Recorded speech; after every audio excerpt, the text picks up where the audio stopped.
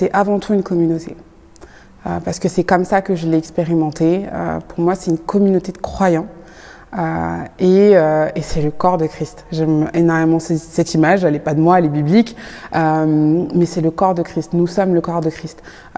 L'Église, c'est ce que Dieu a voulu pour le représenter sur terre. Et pour moi, ça montre à la fois son amour pour nous, mais aussi l'exigence en fait qui nous a donné la responsabilité en fait qu'il nous a donné et c'est fort dans ce sens-là parce que voilà, il nous a voulu comme ses représentants sur terre. C'est un honneur très clairement quand il se révèle à nous, quand on se convertit, quand on prend conscience de qui est Dieu, c'est un honneur parce que c'est lui qui choisit de le faire pour nous, donc ça témoigne de son amour. Et en même temps, il nous dit vous êtes mes représentants sur terre. Et ça responsabilise en tant que croyant parce que ça veut dire que quand on vit au quotidien, dans nos familles, auprès de nos amis, au travail, on a un rôle à jouer en fait et on doit constamment en avoir conscience et ça a des implications dans tout ce qu'on fait, la manière dont on parle, comment on se comporte, ce qu'on se retient de dire aussi beaucoup parfois. Voilà, je trouve que c'est à la fois un témoignage énorme de l'amour de Dieu et également ce rappel constant que on a une responsabilité ici-bas pour glorifier le Père.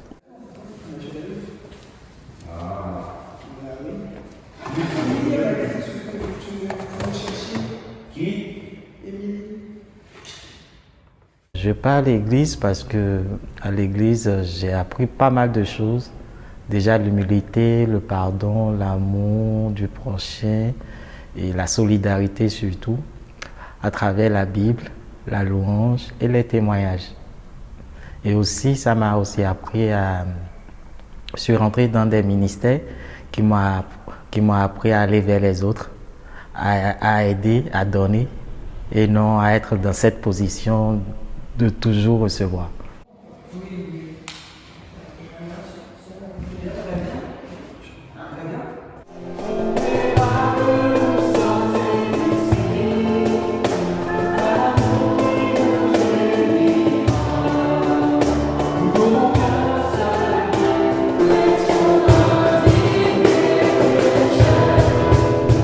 Quand je me regarde aujourd'hui, quand je regarde mon passé, et j'ai vu comment vraiment j'ai changé, mais de façon radicale.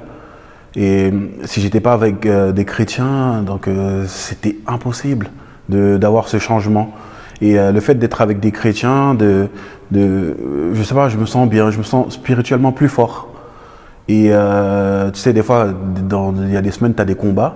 Et quand tu arrives un dimanche, d'être avec les frères et sœurs, tu vois, de louer dans un même esprit, avec un même esprit, et dans un même, avec un seul cœur, j'ai envie de dire, tu vois. Et je sais pas, je me sens gonflé à bloc pour attaquer ma prochaine semaine, tu vois. C'est vraiment quelque chose de vraiment voulu, quoi.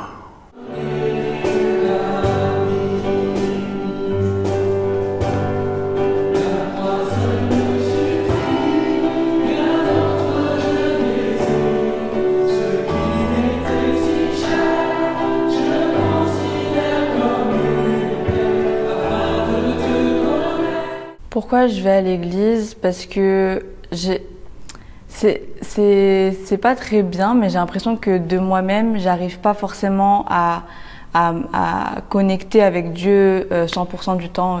Comme on dit, prier sans cesse, mais j'ai un peu du mal. Et je sais que m'imposer des rendez-vous comme ça me permet de me dire, bon, le dimanche à 10h, 10h30, peu importe, c'est mon moment avec Dieu et c'est dans l'emploi du temps, c'est fixé et je sais que j'ai au moins ce moment-là à passer avec lui. Et avec les autres aussi. Ce qui est cool aussi dans le fait de venir sur un lieu physique, c'est qu'on peut échanger avec les frères et sœurs. L'agneau de Dieu. Mais on peut se demander, qu'est-ce que ça veut dire, l'agneau de Dieu? Dans le Nouveau Testament, ce que tu évoquais là, le sim, swapping, C'est une Le swapping. SIM swapping. SIM swapping. Alors ça c'est terrible, parce que tu te rends pas compte au début en fait. Voilà. Tu crois juste, tiens, j'ai pas de réseau, c'est marrant. Oui, voilà. Je me remets en mode avion, j'enlève le mode avion. Bon, bah, je verrai chez moi, c'est sans doute. Et puis tu t'en rends compte. Chez toi, tu t'en rends même pas compte. Vu qu'en général, chez moi, en tout cas, je me connecte au Wi-Fi. Bah Du oui. coup, moi, je m'en rendrai C'est ça. compte que le lendemain, en fait. Le lendemain. Box, moi, ils m'ont proposé tout de suite, oui, la box. Je me dis, oh non, vous êtes à 16 € pendant un an, et après vous basculez à 40 €. Bah, c'est bon, j'ai pas les moyens de m'offrir un abonnement à 40 € tous les mois. Désolé, Non, sans- en fait, la retraite, c'est t'es engagé pendant un mois, c'est ce que je fais moi. Je prends des abonnements à 16 ou 8 euros. Après l'année, Et juste quand t'arrives avant, allez, hop, je passe. la service. Je passe. Sinon, Sinon, tu tu peux. changes d'opérateur et tu Non, rebelotes. tu peux regarder les ventes privées. On ne peut pas simplement vivre l'Église que le dimanche. En fait, il faut qu'on entame ce processus de voir les frères et sœurs à l'extérieur, quoi. Et donc, du coup, on est dans cet état d'esprit de vivre tout simplement l'Église, mais pas que le dimanche. Vraiment, voilà, on a en tête une série de sorties, de dîners, de rencontres à l'extérieur, mais vraiment. Donc, du coup, on veut vraiment vivre l'Église à fond. Voilà, être entouré de frères et sœurs, vraiment être j'ai envie de dire, de la bonne influence. Je sais que là maintenant c'est moins le cas, mais quand j'habitais à Aix, j'aimais pas forcément trop mon environnement scolaire, etc. Enfin, ça allait, je me faisais pas harceler ni quoi, mais c'est vrai que c'était un peu difficile parfois. Et aller à l'église, c'était vraiment ma bouffée d'air frais. C'était ce moment-là où je me disais, enfin, je me raccrochais à ce moment-là en me disant le samedi, bon, ok, demain on va aller à l'église, ça va aller mieux. Donc oui, c'était le moment de la semaine que j'attendais le plus, que j'espérais le plus. Et puis après, c'était le moment auquel je repensais aussi après. Ah non, je te parle pas de... Ça va? Ça va? Tu vas bien? Je colle un peu. C'est C'est mes crèmes. C'est justement Tu sais, c'est mes crèmes. Faut oser! Hydrate.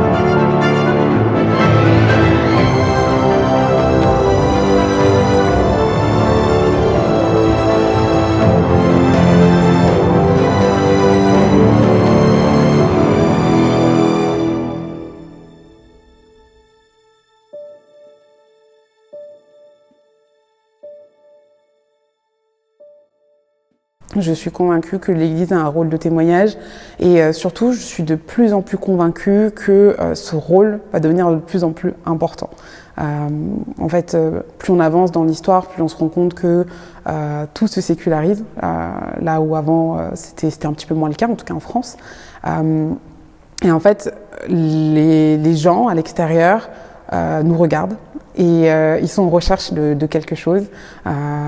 Les gens ont de plus en plus soif d'autre chose. En fait, ils savent pas forcément quoi, ils ne l'expriment pas, mais ils ont envie de quelque chose.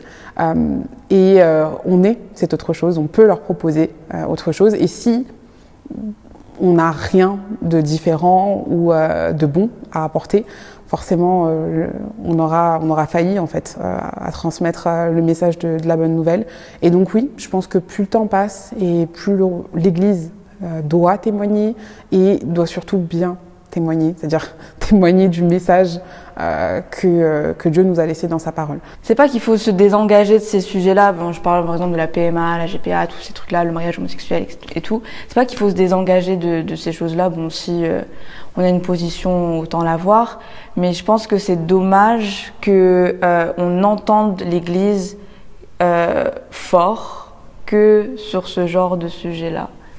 Je pense qu'il y a des messages qui sont propres à l'Église, qui sont beaucoup plus importants et qu'on ne devrait pas prendre de la place médiatiquement que sur des sujets de société qui finalement ne sont pas, qui ne sont pas le cœur de notre message, quoi. Chaque jour, la technologie évolue, il y a l'Internet, il y a les réseaux sociaux, etc. Je dirais aussi que c'est un moyen de diffusion parce que ça permet aussi de toucher les cœurs des gens. Et en plus, il y a un chant sur TikTok maintenant qui passe. Je ne sais pas si tu es sur TikTok. Comment te louer? Ça a fait son buzz actuellement. Et c'est grâce à une chorale en Côte d'Ivoire qui a chanté et c'est fini, ça a pris. Même il y a des DJ qui misent sur le son aujourd'hui, qui ne sont même pas croyants aujourd'hui, qui misent sur le son. C'est pour te dire, grâce aux réseaux sociaux aussi, ça peut toucher le cœur des croyants, ça peut toucher aussi le cœur des non-croyants. Parce que qu'est-ce qui se passe si la guitare est à la fois branchée là-dessus, et qu'il y a le micro avec? Ah, c'est pas. Enfin, le micro est vraiment inutile, hein, c'est vraiment la guitare est branchée là. En fait, il y a des guitares, les blocs acoustiques, que vous brancher sur le. Ah oui, tu chantes de guitare, moi je pensais que tu chantes de guitare, on n'a pas besoin de débrancher l'autre, c'est sur le micro. Oui, d'accord. Moi, je suis une fanat du rap chrétien aussi, donc je pense que tous les styles de musique ont leur place dans la grande famille de la musique chrétienne et qu'il n'y a pas de... Alors, bien évidemment, il y a des styles de musique qui sont plus propres à la méditation, on va dire, qui sont plus méditatifs pour quand on veut vraiment une louange où on pleure, etc. Mais des fois, ça fait du bien d'écouter une louange où voilà, on se sent renforcé, qui donne cette énergie-là.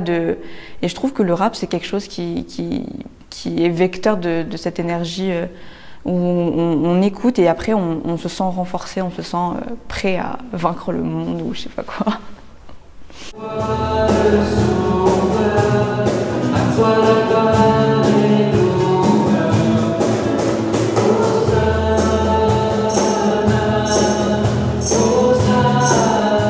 Est-ce que je conseillerais à quelqu'un d'écouter du rap ou si c'est vraiment son style musical pour pouvoir le faire venir à Christ? Oui, j'ai déjà écouté du rap avec certaines personnes, ils pensaient vraiment que c'était du rap du monde. Donc ils ont trouvé ça pas mal, mais bon après la liste s'arrête assez vite. Jess, peux-tu nous relire s'il te plaît la question? Et Alice, peux-tu lire alors là la réponse en bleu qui va être en longueur? Alors, quelle est la loi de Dieu présentée dans les 10 commandements? Tu n'auras pas d'autre Dieu devant moi, tu ne te feras pas de sculpture sacrée, ni de représentation de ce qui est en haut dans le ciel, en bas sur la terre et dans l'eau plus bas que la terre. Tu ne te prosterneras pas devant elles et tu ne les serviras pas. Tu n'utiliseras pas le nom de l'Éternel, ton Dieu, à la légère. Souviens-toi de faire du jour du repos un jour saint. Honore ton père et ta mère. Tu ne commettras pas de meurtre. Tu ne commettras pas d'adultère. Tu ne commettras pas de vol. Tu ne porteras pas de faux témoignages contre ton prochain. Tu ne convoiteras pas. Amen. Merci. Merci. Alors, ça part. Bon, là oui, il rappelle le premier verset. Tu n'auras pas d'autre Dieu devant moi. Effectivement, ça tombe sous le sens comme le premier commandement. Par curiosité, est-ce que vous avez vu qu'il y a différents types de commandements? Ouais. Si tu veux différents types de commandements. Enfin, on peut les classer de différentes manières en fait. C'est très. Il y en a qui portent sur nous et sur Dieu. Oui. Et il y a aussi, sur moi, quand tu dis différents types de commandements, tu parles de toute la loi. Ouais, en fait, parce qu'il y en a qui portent vraiment sur Dieu. Sur Dieu. On peut reprendre. Sur notre prochain. Oui, voilà, exactement. Sur notre prochain. Donc. Il y a même des réformateurs qui pensaient que c'était ça les deux tables en fait. Je entends peut-être des réformateurs parler des deux tables. Et en fait, il y a ça, il y a la table avec les commandements par rapport à Dieu et la table avec les commandements.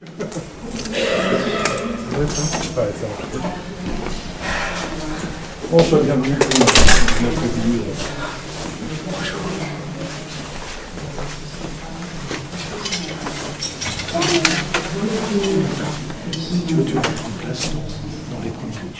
Dans cette ville, une veuve qui venait chaque fois lui dire « Rends-moi justice contre mon adversaire ». Et pendant longtemps, le juge refusa. Et puis il se dit... Je pense que c'est dans ma semaine, c'est le moment où je sais que je vais faire pause. Et je commence souvent, quand je suis à la louange, je commence souvent ma prière par ça. Rappeler que c'est un temps où on peut oublier en fait la semaine, oublier les soucis, parce qu'il y en a dans la vie de chacun, et juste se focaliser en tant que communauté sur Dieu. Et vraiment, en tant que communauté, c'est important parce que je vis vraiment ces moments avec mes frères et sœurs. En tout cas, j'essaie d'en avoir conscience en fait quand je suis là, que je suis pas toute seule. C'est pas comme mon culte personnel dans ma chambre, voilà. C'est vraiment un temps où je suis avec mes frères et sœurs, ma famille en Christ, et où on partage quelque chose fortement dans la présence de Dieu. Et oui. C'est des moments qui sont forts pour moi parce que je me ressource, parce que je repars d'ici en ayant fait pause avec Dieu et avec la communauté. Ah mais je vais à l'église parce qu'il faut que je rencontre mon Seigneur.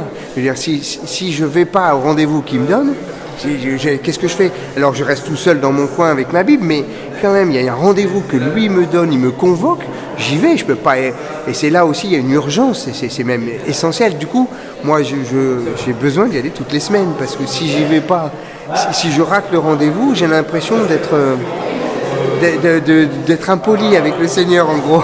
Enfin, les réunions, l'institution n'a de sens que pour faire vivre le cœur battant de l'Église, c'est le culte. Et si je ne suis pas là où le cœur battant de l'Église vit, ça sert à quoi? C'est un président de faire quoi? Faire des réunions pour des réunions? Ça n'a aucun sens. Donc moi j'ai besoin de ça. C'est ma respiration, j'en ai besoin pour moi. Et je pense que j'ai besoin de connaître l'Église aussi dans son cœur battant, sinon ça ne sert à rien. Voilà pourquoi je vais à l'église tous les dimanches. Et j'en ai besoin et j'en ai envie. C'est un vrai plaisir. Mais je comprends que des gens qui n'y aillent pas, n'y vont pas parce que ça ne répond pas à une urgence. Ils n'ont pas l'impression que c'est le Seigneur qui rencontre. Ils rencontrent communauté, et le jour où ils découvrent qu'ils sont en présence du Seigneur, mais on y court. Je veux dire, t'es devant le grand patron quand même. Il faut y aller. Que tu sois non-chrétien ou chrétien, lorsque tu rentres dans l'église, il faut que tu te sentes bien. Il y en a aussi des chrétiens qui viennent à l'église parce qu'ils ne se sentent pas bien. Déjà, la semaine était difficile et ils préfèrent être là les dimanches, rencontrer des gens qui sourient, qui leur parlent, qui veulent mieux les connaître. Et je pense avec le café, le thé, avec pourquoi pas des chocolats, ça peut faire l'affaire. Ces chaînes. Et maintenant, on sort de la ville pour voir ce qui s'est passé. Celui qui perpètre la violence n'a pas de nom. Il se cache toujours derrière des ordres, derrière des contraintes, derrière d'autres. C'est pas moi, on m'a dit de le faire. Parce que moi, quand j'étais ado, c'était compliqué pour moi de me faire sortir de mon lit si c'était pas pour quelque chose de concret en fait. Et du coup c'est quelque chose que j'essaie d'appliquer dans mon travail ou voilà auprès des jeunes que j'accompagne. C'est vraiment de trouver quelque chose qui va fédérer. Déjà voilà quand ils sont en groupe ça roule un petit peu mieux. Donc trouver un projet. dans lequel l'inclure, pour qu'ils se sentent acteurs en fait. En particulier pour les jeunes, je pense aujourd'hui, ils aiment être acteurs de leur vie en fait, tout simplement.